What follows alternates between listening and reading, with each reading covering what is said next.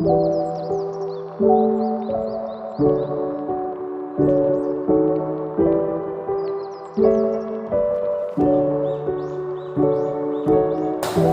lagi ngapain? Lagi minum yoga? Tahu nggak sih itu terbuat dari apa? Nggak tahu. Teman-teman tahu nggak itu terbuat dari apa? Kalau nggak tahu simak video ini ya. Fermentasi merupakan suatu proses perubahan kimia pada suatu substrat organik melalui aktivitas enzim yang dihasilkan oleh suatu mikroorganisme. Mikroba yang umum terlibat dalam proses fermentasi bahan pangan yaitu bakteri, kapang, dan kamir. Di mana pada yogurt ini yang difermentasi ialah susu dengan menambahkan satu atau beberapa spesies mikroorganisme yang dikehendaki.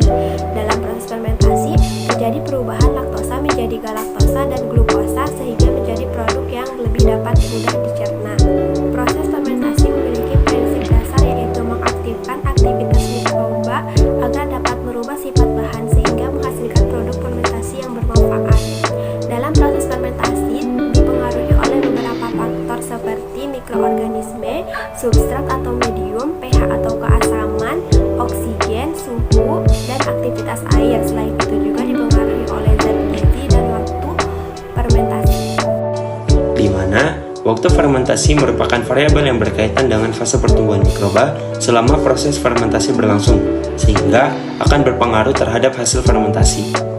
Jika waktu fermentasi asam laktat yang terlalu singkat, akan menyebabkan pertumbuhan bakteri asam laktat tidak optimal dan jumlah populasinya kurang untuk dikategorikan sebagai probiotik.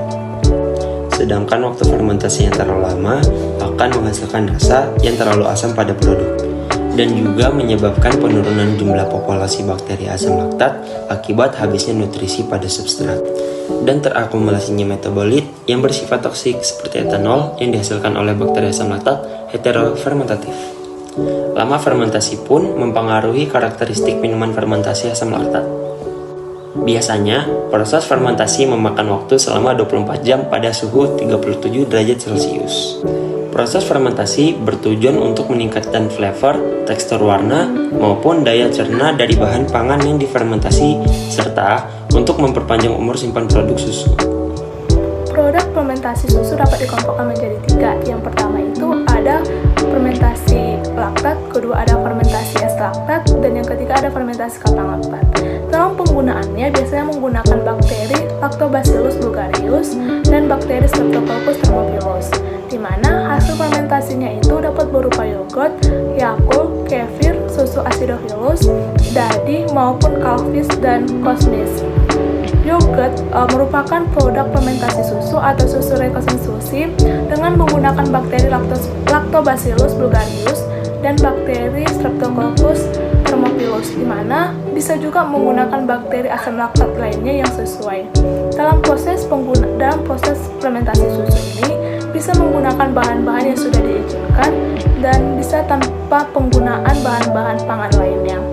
Hasil fermentasi bakteri asam laktat ini dapat menjadikan rasa asam pada susu. Pada dasarnya, proses pembuatan yogurt adalah fermentasi susu yang sudah dibiakkan, yaitu menggunakan biakan dari bakteri Lactobacillus bulgarius dan bakteri Streptococcus thermophilus, di mana susu yang sudah dihasilkan itu terlebih dahulu dipanaskan. Tujuannya apa? Yaitu untuk menghasilkan atau menurunkan populasi mikroba yang terdapat pada susu dan memberikan kondisi yang baik bagi pertumbuhan mikroba yogurt dan juga bisa mengurangi kadar air pada susu. Nah sekarang lo udah tahu kan proses pengolahannya beda gimana? Daripada lo beli terus harganya mahal, mending kita buat. Yuk. Nah jadi cara pembuatannya, yang pertama kita siapin dulu bahan dan alatnya. Untuk bahannya kita ada susu full cream dan ada starter yogurt. Dan untuk alatnya yang pertama ada panci, ada tempat untuk naruh fermentasi yogurt, kemudian ada sendok, dan yang terakhir ada sorbet.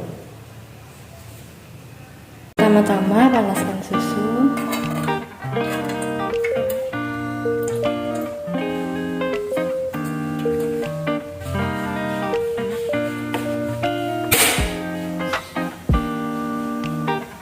Tidak perlu sampai mendidih, cukup sampai dia bergelembung saja. Kemudian kecilkan apinya. dan tambahkan starter yogurt.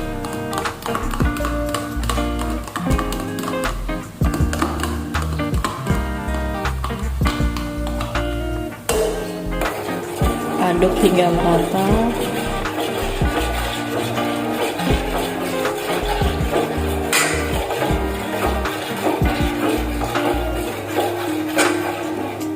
Jika sudah merata, kita matikan kompor dan tunggu sampai susunya dingin.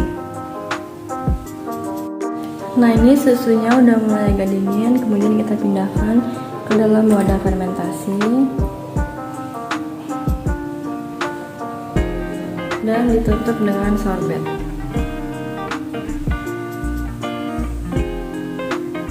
Tunggu dan setelah agak dingin kemudian pindahkan ke dalam kulkas. Nah, setelah didiamkan selama 6-12 jam dan sudah dimasukkan kulkas, maka hasilnya akan begini. Lihat hasilnya agak sedikit, terus teksturnya kayak kental gitu. Selamat mencoba.